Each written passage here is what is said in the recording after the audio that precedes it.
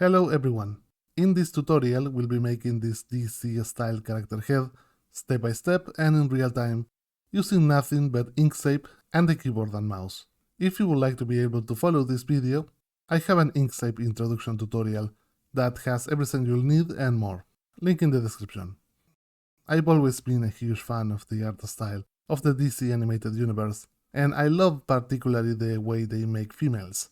I've always had this theory that the DC style would work really well with Inkscape, so for this tutorial I wanted to put that theory to the test.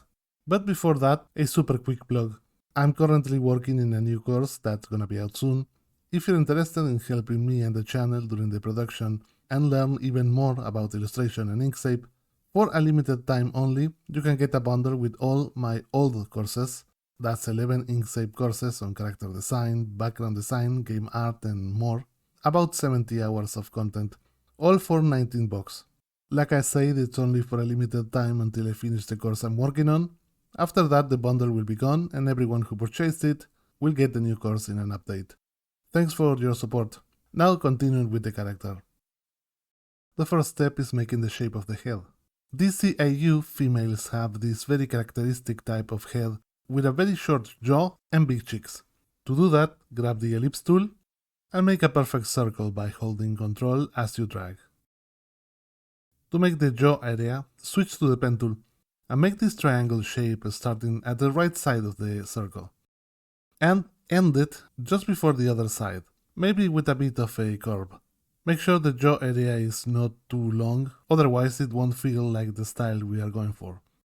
Switch to the node tool and bend the jaw lines to make it more round, but keep the corner at the bottom.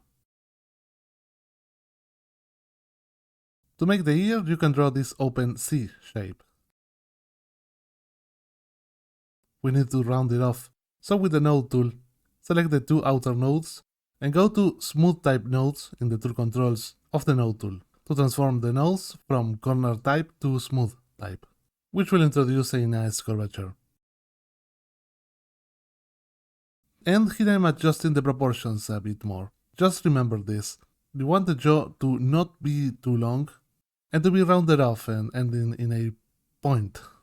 That's enough to make it look like a DC female.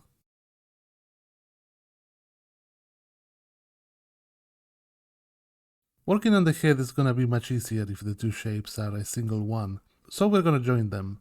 To do that, it's easy. We're gonna use a Boolean union. Select them both and hit Ctrl and plus. When you join the two shapes with a Boolean union, you always get unnecessary nodes, so it's helpful to switch to the node tool and delete what you don't need, and adjust it so it makes up this smooth head shape. For the next step, I think it's helpful to add some color. I think this swatch in the palette works great for a skin color, so apply it to the head and also to the ear. We need to adjust the shape of the head, and the very first thing to fix is the eye socket cavity, which is very noticeable in this style. So with the node tool, add a node close to the middle point by double-clicking on the stroke. Then move this node a bit to the center to make this depression. For the next step, we'll need to transform the nodes to a corner type, so we can introduce a curvature without messing the stroke at the other side. So select this node and click on the border type button. And finally, using the handles, give it a cheek shape like this.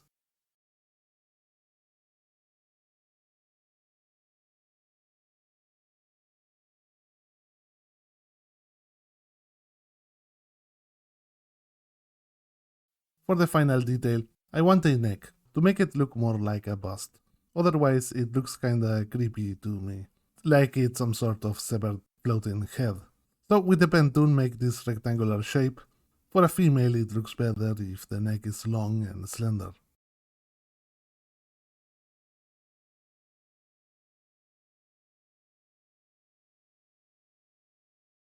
And we are done with the head.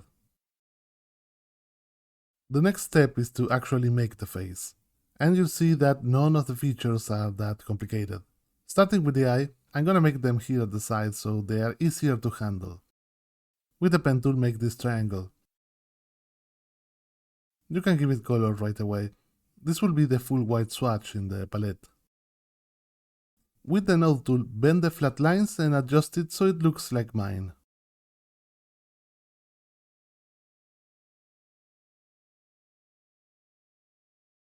For the eyelashes, draw another triangle right on top. That goes past the upper left corner like this. Give it the full black swatch. We need to send this shape below the eye shape. You can use these buttons here in the tool controls of the object tool to control the order, which shape are gonna be on top or below.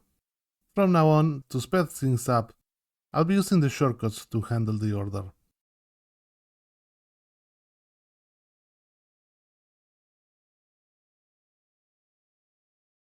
Now to make the iris, grab the circle tool and draw a fairly big shape.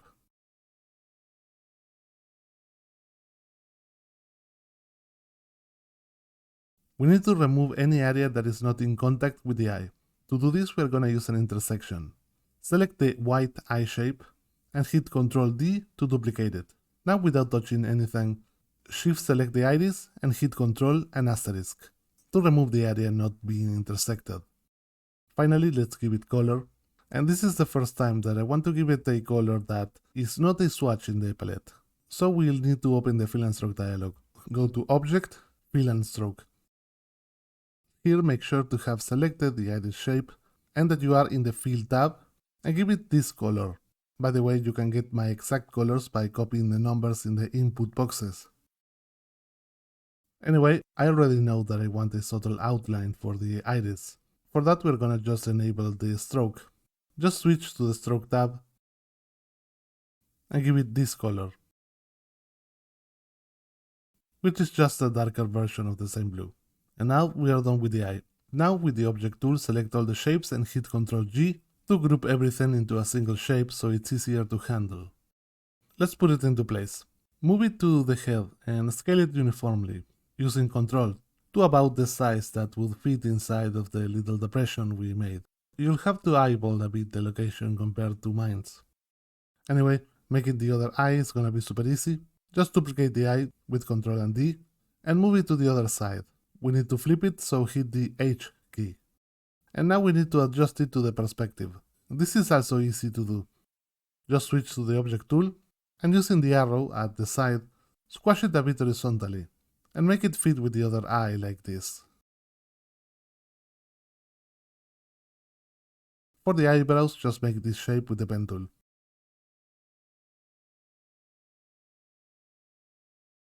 The eyebrow against the border will be cut off a little and will end in a flat plane against the border of the face.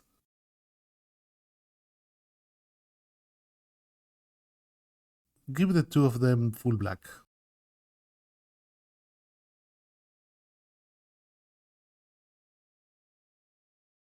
This style of character always marks somewhat the position of the upper nose when a character is in 3/4.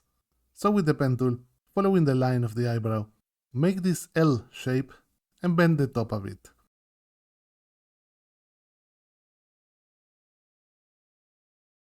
In this style, females tend to have a really small nose, and often they are not even drawn. Most of the time all you see is an indication of a shadow of the bottom of what will be the nose. We are gonna do that later. For now you can make the bottom as a triangle like this. The final facial feature we need is the mouth, which in our character will be just the lips. Again, this type of character in this style tend to have this very characteristic type of lips that are quite exaggerated and big. With the pen tool, make this arrowhead shape.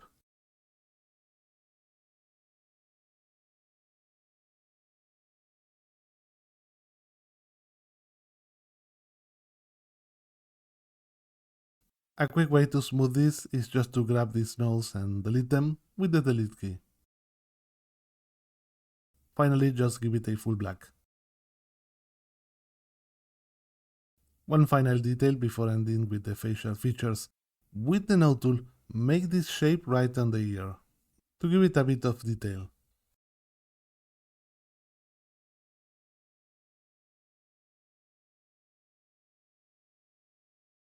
Before moving on with the hair and finishing the character, I feel like the neck is not enough to make it not feel like a floating, decapitated head.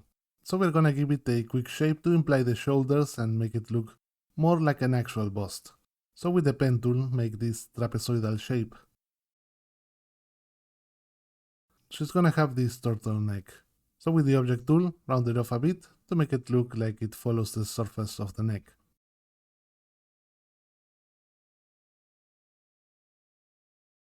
I don't really care too much about the color of this shape, but this is the one I settled on. The hair is where the magic happens with this style of characters, so we want to make sure it looks nice. Now, we'll need to make the hair in at least two shapes, one behind and another in front of the face. But you'll see that we'll end up using four shapes. First, for the hair in the back, with the pen tool, draw this shape. Make sure there is a bit of space above the head. Hair adds volume, and you need to keep that in mind. And give it a full black. We'll add the variations later on. Send the shape to be below the head with the order buttons or using the shortcuts. We need to smooth them with an node tool. Spend some good time adjusting it so it looks exactly like you want it. If you want the transitions between curves to be as smooth as possible, remember that you can transform the nodes to smooth type, and this will force that smooth transition. However, it will lock the handles in place, which will make it impossible to introduce any type of corner. Okay, now I want one part of the hair on the left to be in front of the body, and to give it a more natural look. To do this, we'll need to make a new shape with the pen tool that connects with the other shape more or less seamlessly. Of course, try to be accurate and zoom right in so it feels like it's the same hair shape.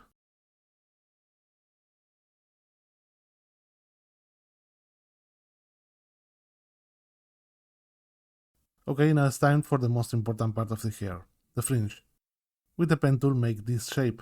Make sure the upper part overlaps with the hair above the head so it merges with the rest of the hair and obscures the origin.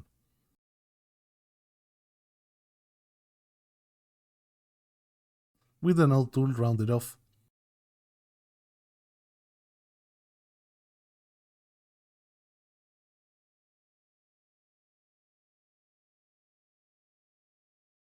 Make sure to send the ear above the hair. I decided to use another piece of hair here next to the ear, so it has that extra plane and looks a bit more interesting. And here's the thing, rather than keeping it separated, I just decided to merge it with the other frontal hair shape by selecting them both and hitting Ctrl and plus. Now as a single shape they are easier to handle.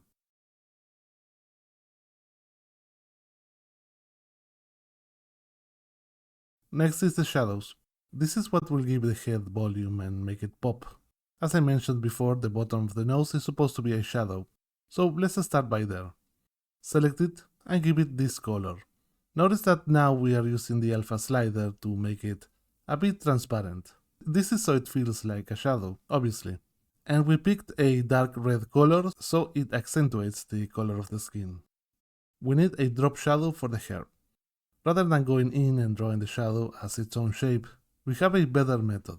Duplicate the frontal part of the hair with Ctrl D, move it a bit down, and give it the color of the shadow.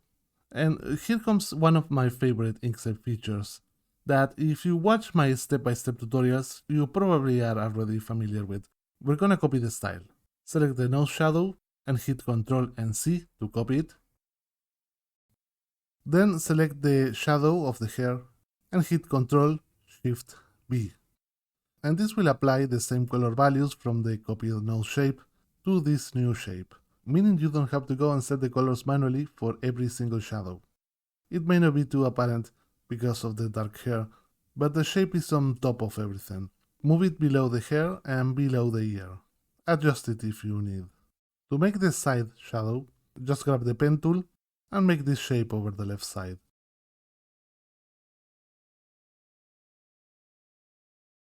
You'll notice that I extended the shadow towards the neck as well.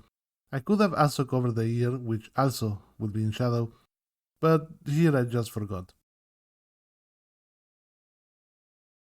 Anyway, in order to avoid unpleasant overlappings of shadows, which results in a distracting area of different values, a very common technique is to merge all shadows that are contacting with a Boolean union, so there is no more overlapping.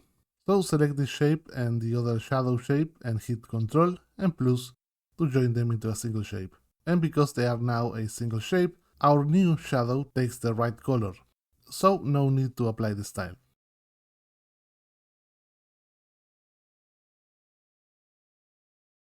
For the ear, I just duplicated the ear shape and hit Ctrl-Shift-B to paste the shadow color.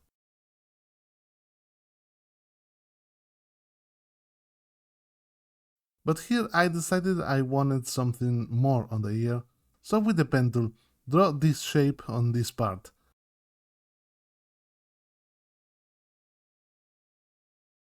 And again, give it the color of the shadow with Ctrl-Shift-B.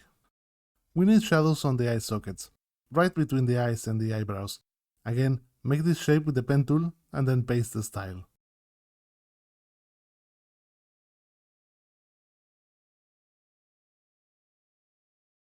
And a final shadow in the body section. First, a drop shadow from the hair to the body. Just duplicate this shape and move it a bit down and paste the style. But here's the thing. I feel the dark red color of the shadow works fantastically on the skin, but not so much on the blue color of the shirt. So change the color of the shadow to a really dark blue. It doesn't matter which blue, for as long as it is almost black, but keeping a bit of that blue there. Now it looks much better, but we still need a bit of shadow on the left side.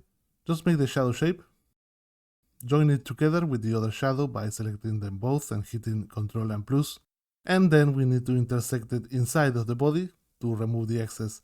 So just duplicate the body, you select the shadow, and hit Ctrl asterisk for a Boolean intersection. Okay, so we are done with the character, except for a few retouches and small adjustments you may want to give it.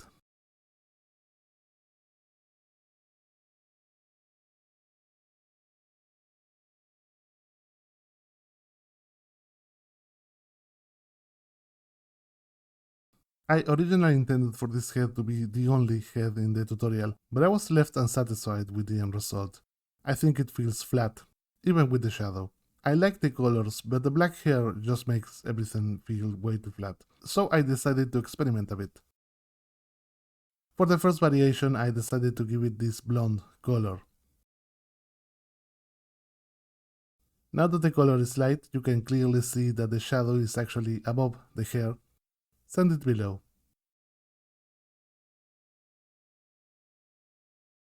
And send the ear to be above the hair.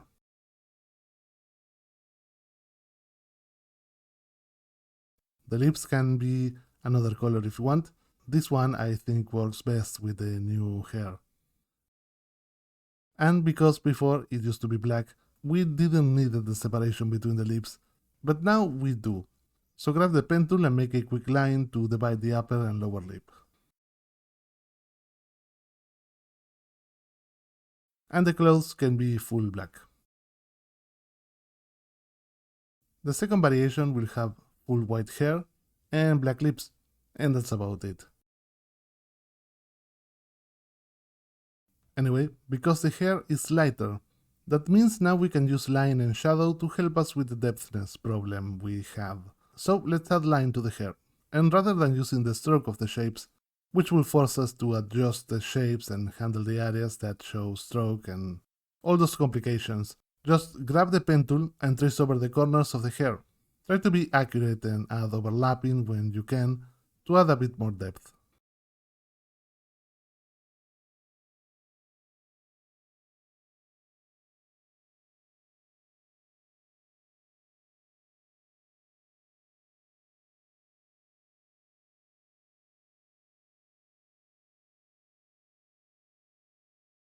I think the hair, since it's a shape that makes up the silhouette, should have a bit more noticeable stroke size. So go to the Stroke Style tab in the Fill and Stroke dialog and adjust the stroke, so it's a bit more noticeable than the strokes inside. Sadly, I cannot give you the value here because I don't know the size you're working on, but just eyeball it so it's very subtly larger than the rest of the strokes. Now we don't want it to be full black, it contrasts too much, so go to the Stroke Style tab Give it a darker color to the one from the hair, a darker yellow in this case. This is the one I used. One final line at the center of the head, and hopefully you can see now this type of hair just works better and is more interesting than the flat black one.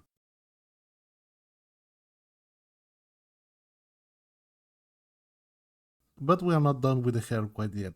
There is one last thing we can do to make it have more volume, and that is adding shadows. We aren't gonna be adding a lot of shadows, just in a couple of places.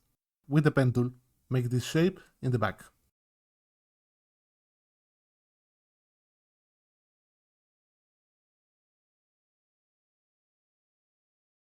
Intersect it with the rest of the hair.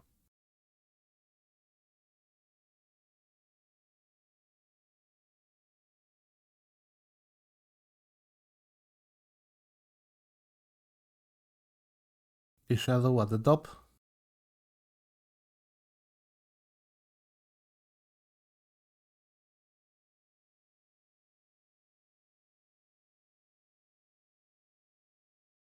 a couple of shadows in areas where the hair overlaps.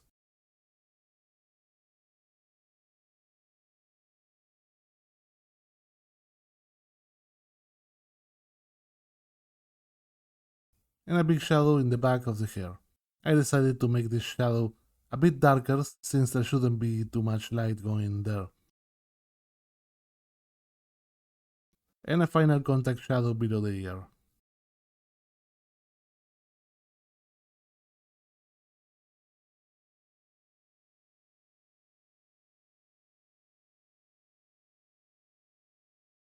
We're almost done with the whole head, but I wanted to fix a couple of things. First, in the DC style, you often don't see this line of the nose. Instead, you only see the bottom shadow. This gives the character a bit more of a youthful appearance. So, with the node tool, shorten the length of the line like this. And finally, I decided to add a shadow right below the lips.